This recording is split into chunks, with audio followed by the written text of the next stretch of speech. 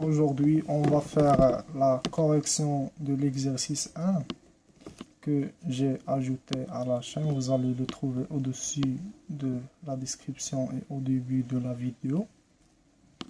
L'énoncé de l'exercice nous dit qu'un mélange de 3 peptides est soumis à une électrophorèse sur un papier de pH égal à 6,5. Calculer le pHI. Tout d'abord, on a le peptide 1. On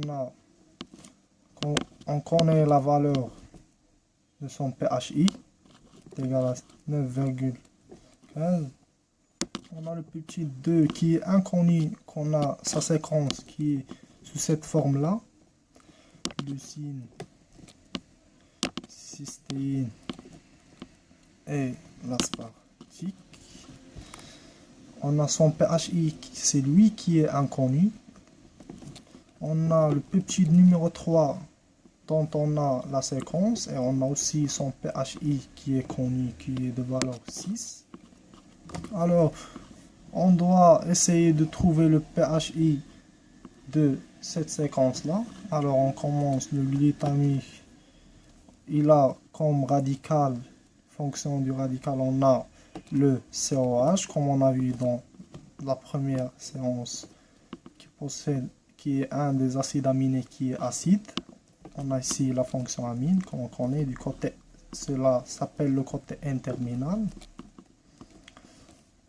Ensuite, on a après la leucine. La leucine n'a pas de pKr ionisable. C'est un acide aminé qui est hydrophobe.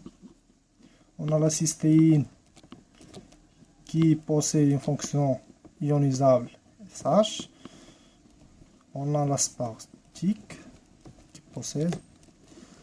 Ceci est la fonction C-terminale et ceci c'est la fonction radicale qui est COH. Comme nous connaissons que l'aspartique et la glutamique, ce sont des acides aminés qui sont acides. Alors, on commence par traiter. Alors, si on pose et on connaît les fonctions, le travail qui va venir après va être facilité. Alors, on cherche à calculer le pHI. Alors, on commence de cette séquence-là. On essaye de trouver le pKa le plus petit de la fonction que nous allons traiter. On va chercher au niveau du tableau le pKa le plus petit. Bien sûr, on va commencer par voir le pKa. Ici, on a un H3+. On va commencer par voir le pKa de ces fonctions-là, ces trois fonctions-là, car ce sont des fonctions acides. Par conséquent, ils doivent avoir des pKa qui sont de valeur très faible. Alors, pour l'aspartique, on voit son pKa de alpha COH est égal à 2,1 pour cela. 2,1 pour son radical est égal à 3,9 et on a pour le glutamique pour son radical est égal à 4,3.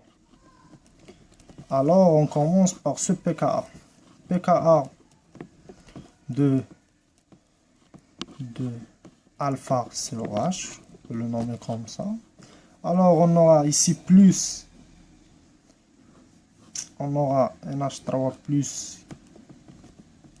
glu, leucine, cystéine, aspartique. Cette fonction va s'ioniser pour se transformer en CO-, tout en conservant les autres fonctions. Et comme on connaît, pour calculer le pHI, on doit chercher le pKa qui entoure la forme Zwitron. La forme Zwitron, c'est la forme où on a l'acide aminé dans l'état qui est neutre, glutamique. Alors ensuite, on passe à l'autre. Pour mieux détailler, on a pour poser le pKa. On a pour la cystéine. On cherche la cystéine. Pour la cystéine, son pKa est égal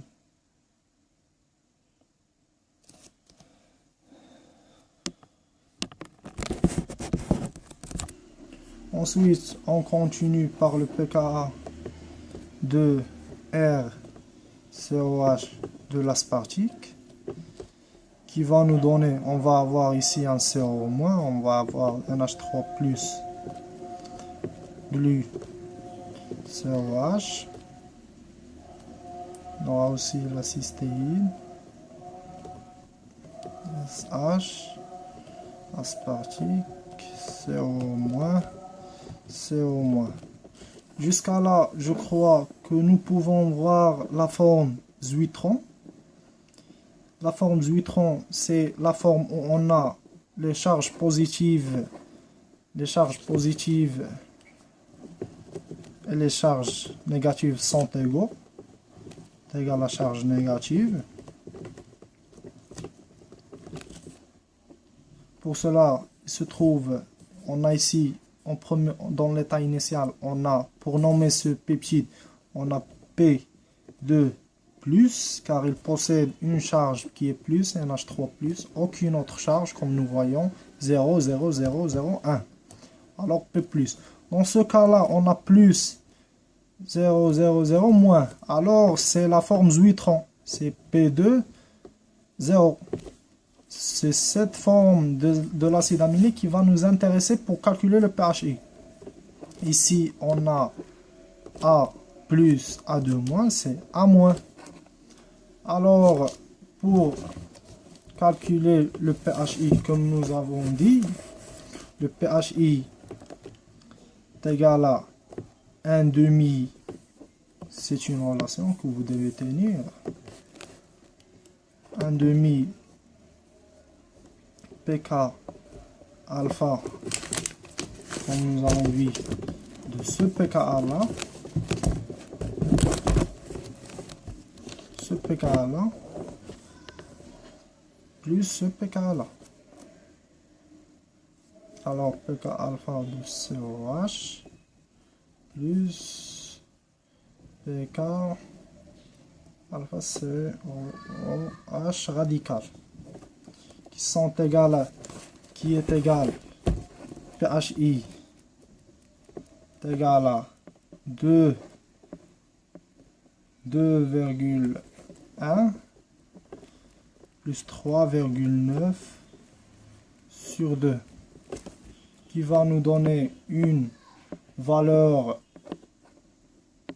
qui est de pH est égal à 3. Alors pHI de cette séquence est égal à 3. On a résolu la première question. Pour la deuxième position, ils nous disent indiquer la position des 3 peptides à la fin de l'expérience. Comme on est en train de travailler au-dessus d'une électrophorèse à pH égal à 6,5 sur un gel d'agarose. Alors, vous devez tenir qu'il y a deux notions que vous devez savoir pour résoudre ce type de question. Vous devez savoir que si pH est supérieur à pHI d'un acide aminé, on peut conclure que l'acide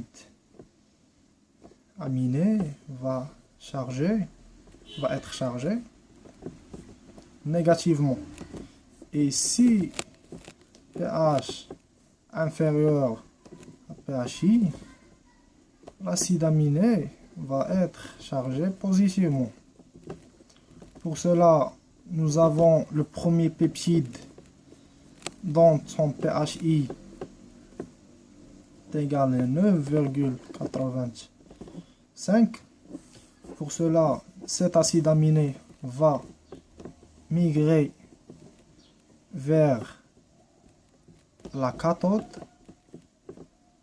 P1 va migrer vers la cathode et P2 qui a un pHI égal à 3 ici va migrer vers l'anode. L'anode est chargée négativement Et pour le P3 qui a un pHI égal à 6, il va rester au milieu car on peut considérer que son pH est un peu neutre et près de la neutralité avec une faible migration vers l'anode. Rester au milieu avec une faible